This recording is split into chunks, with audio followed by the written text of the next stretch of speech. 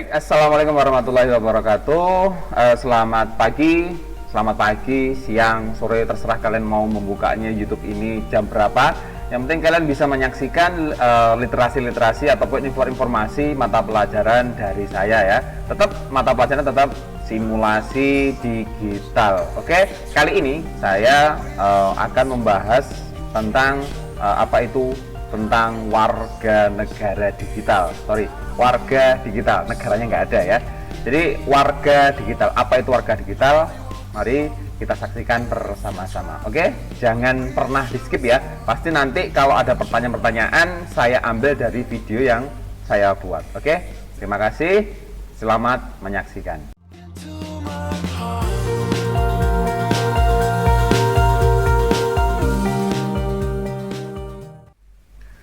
Oke, kita akan membahas tentang apa itu kewarganegaraan digital. Diambil dari kata yang pertama, ada dua kosakata ya. Yang pertama adalah kewargaan dan yang kedua itu adalah digital. Apa sih masing-masing pengertian dari nama-nama tersebut atau kalimat-kalimat tersebut? Baik, akan kita kupas satu persatu ya. Nah,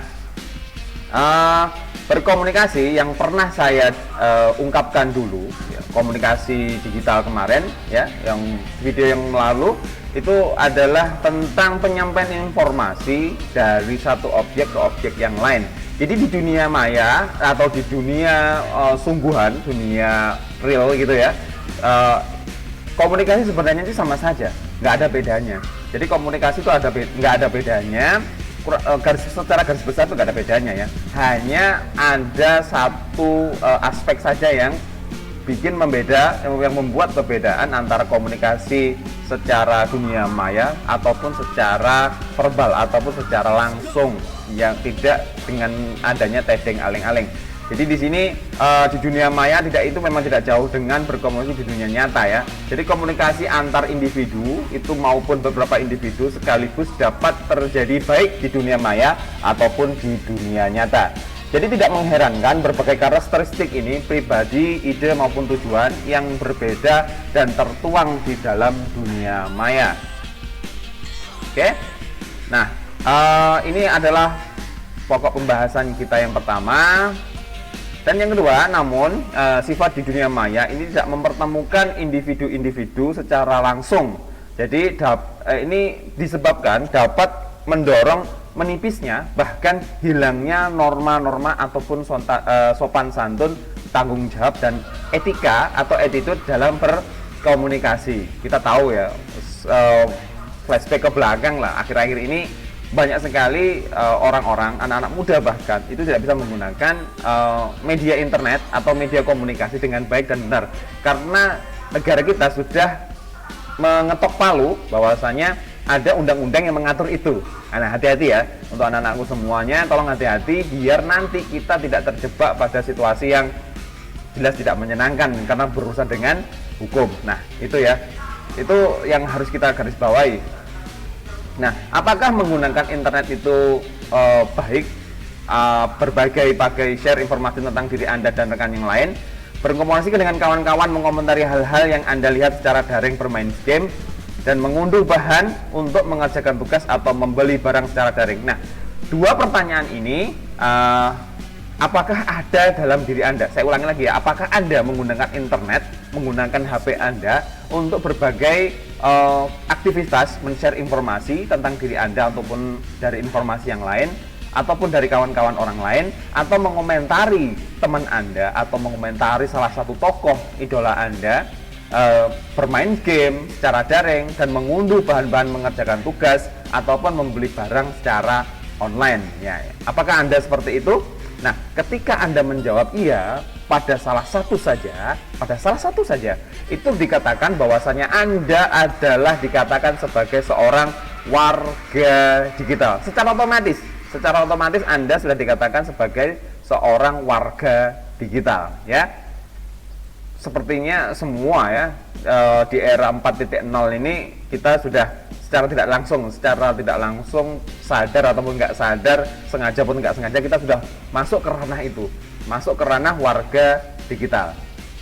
Nah, warga digital itu adalah orang yang sadar tentang hal yang baik dan hal yang buruk, menunjukkan kecerdasan perilaku teknologi dan membuat pilihan yang tepat ketika menggunakan teknologi. Jadi kalau kalian mau dikatakan seorang warga negara yang baik, berarti kalian harus punya menggunakan HP Anda atau gadget Anda untuk keperluan kebaikan, bukan untuk meneror, bukan untuk menipu, bukan untuk ya tindakan kriminal lainnya. Ya, itu nggak boleh ya. Nah, itu kalian bukan disebut sebagai warga digital yang baik gitu ya.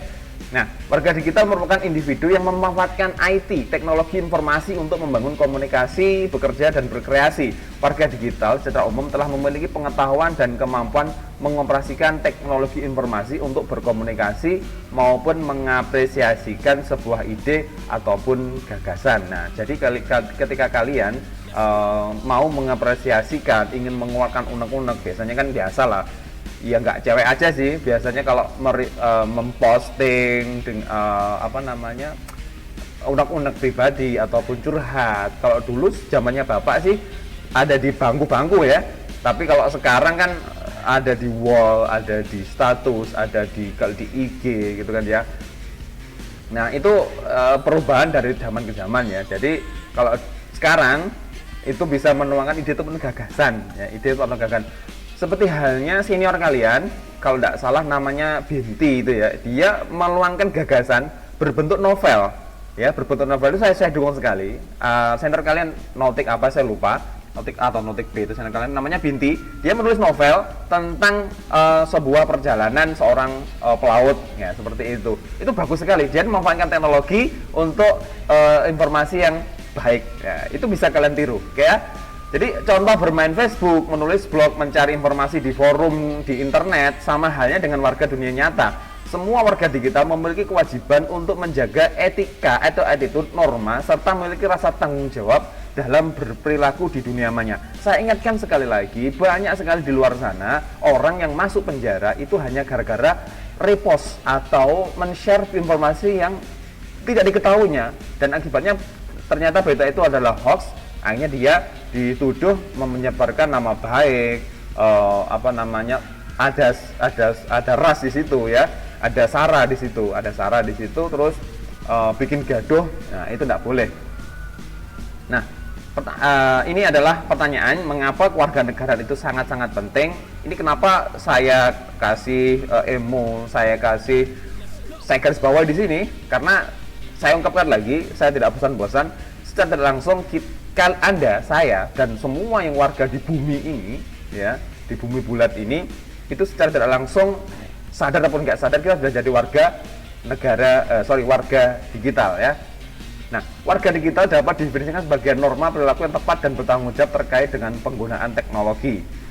Dan rentang usia warga digital mulai bergeser seiring dengan semakin semudahnya akses teknologi, tampilan, dan fitur yang semakin memanjakan pengguna, membuat anak-anak usia dini telah dapat memanfaatkan teknologi tersebut untuk berkomunikasi, mencari, dan bertukar informasi di dunia maya.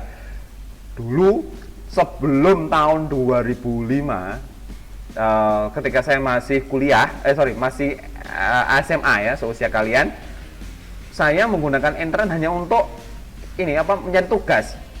Dulu pertama kali warnet itu di kota Kediri cuma ada 2, di Cybernet di Telkom, sama satunya namanya di FamilyNet. Tempatnya dulu, sekarang itu dia jadi tempat bakso kalau tidak salah. Tempat bakso. Dekatnya Indosat, gerai Indosat itu ya. Itu cuma 2 di kota Kediri. Dan HP tidak bisa untuk browsing, nggak bisa. Belum bisa. HP hanya bisa digunakan hanya untuk komunikasi aja, belum bisa digunakan untuk yang lain. Jadi, tapi kalau sekarang lihat, keponakan saya saja umur 3 tahun bisa mengoperasikan, bisa membuka HP, bisa membuka YouTube, bisa bermain game, luar biasa sekali. Tapi itu menurut saya tidak baik ya. Jadi belum waktunya.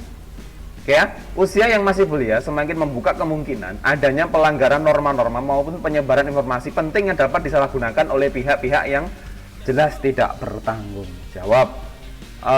Ada banyak kasus yang membuat saya agak miris nih melihatnya. Ada SD yang foto-foto ya tidak selayaknya, yang adegan itu harus dilakukan oleh orang-orang yang sudah menikah.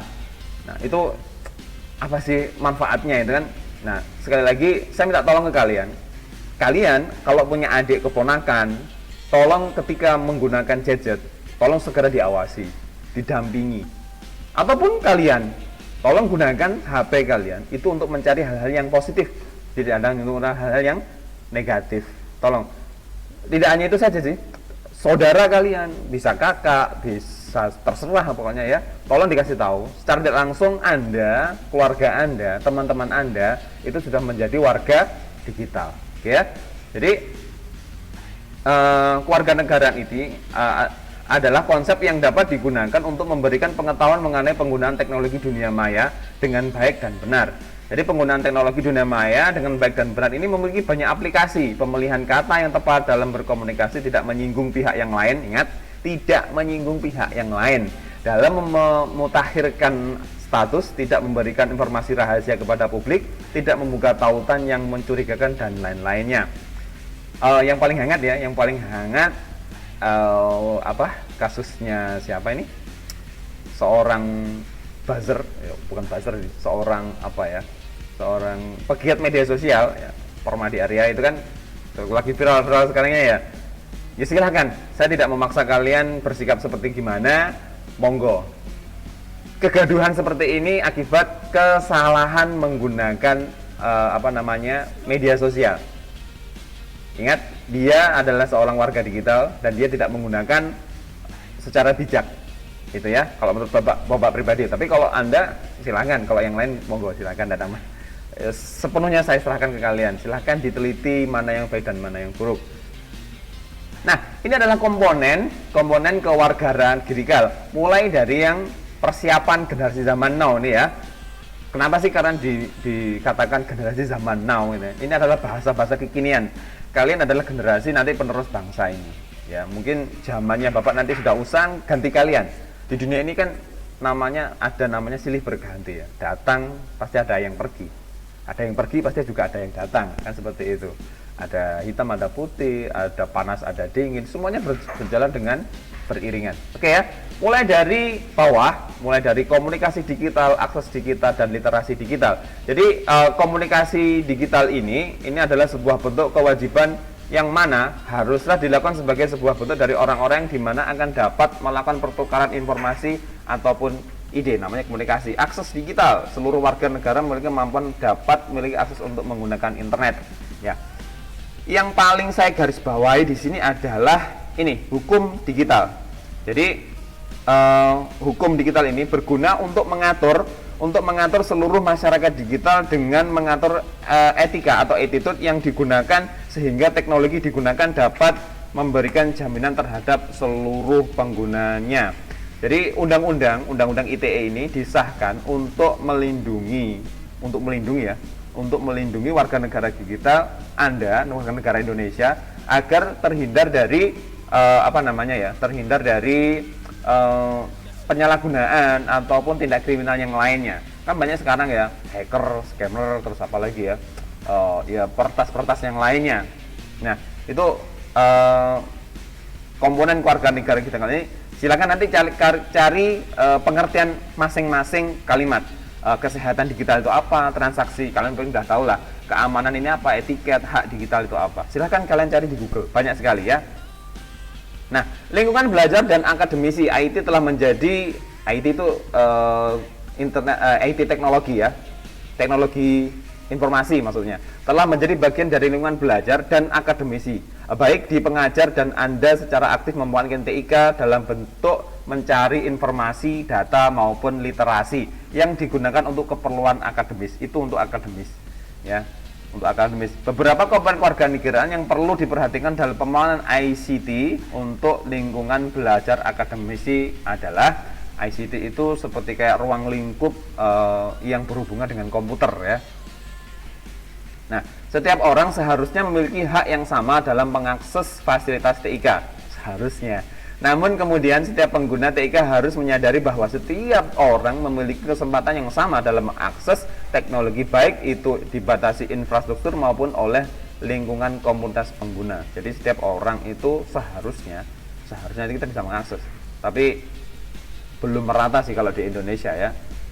Jadi belajar sendiri itu menghargai hak setiap orang lain untuk memiliki akses teknologi informasi, serta berjuang untuk mencapai kesetaraan hak dan kesadaran fasilitas untuk mengakses teknologi informasi merupakan dasar dari kewarganegaraan kita. Nah, jadi inti dari pembahasan ini yang pertama itu adalah ketika kalian ingin menggunakan gadget, saya ulangi lagi, negara kita adalah negara hukum.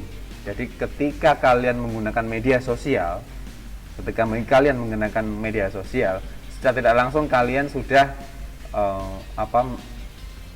menjadi sebagai warga digital, dan informasi Anda itu berhak diketahui oleh orang lain, ya.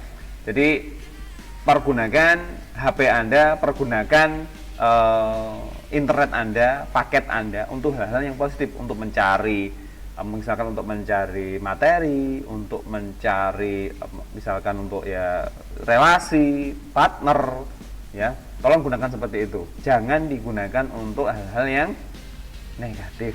Nah, itu adalah pesan Bapak di sini. Silakan kalian cari literasi yang lain, kalian mencari perbandingan-perbandingan tentang warga negara itu apa saja. Saya persilakan dengan sangat. Saya tidak membatasi kalian hanya sependapat dengan Bapak. Tidak, ya. Jadi itu yang bisa Bapak sampaikan, kurang lebihnya kalau kecepatan saya mohon maaf. Nanti kalau ada yang mau minta slide ini PPT ya, PowerPoint, kalau minta slide silakan japri ke Bapak, ya. Silakan japri ke Bapak. Dan seperti biasa absen di kolom komentar. Oke? Tetap jaga imun, selalu sehat. Akhirul kalam, wassalamualaikum warahmatullahi wabarakatuh. Dayo.